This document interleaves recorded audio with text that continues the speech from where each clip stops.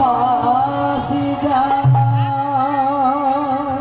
ভক্ত আমার পিতা মাতা, ভক্ত আমার গুরু, ওই ভক্ত জনে নাম রেখেছেন ঈশ্বর স্বরূপ ভক্ত তারই অধিষ্ঠান, ভক্তের হৃদয়ে কৃষ্ণের সতত বিশ্রাম। ভগবান শ্রীমদ্ ভাগবত গীতায় তিনি বলে গেছে, তাই কোনো ভক্ত যদি আদর করে তাকে কিছু দেয়, যত্ন করে ভক্তি সহকারে কিছু দেয়, তিনি তাই গ্রহণ করেন। এত শুনি মহাপ্রভু করিলেন গমন, এত শুনি মহাপ্রভু করিলেন গমন, এত শুনি মহাপ্রভু করিলেন গমন, এত শুনি মহাপ্রভু করিলেন গমন।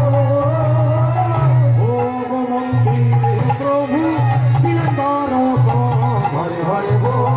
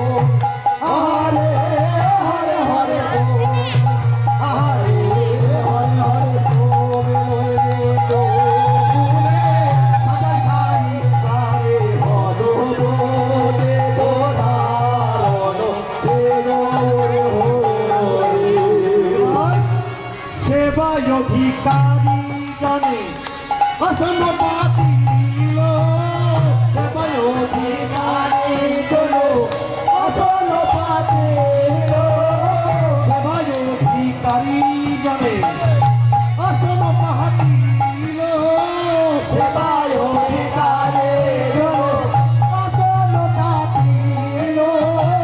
যাহার যেমন যোগ্য স্থান সে সেখানে বসিল, হরে হরে রাম, হরে হরে হরে রাম, হরে হরে হরে রাম, হরে হরে হরে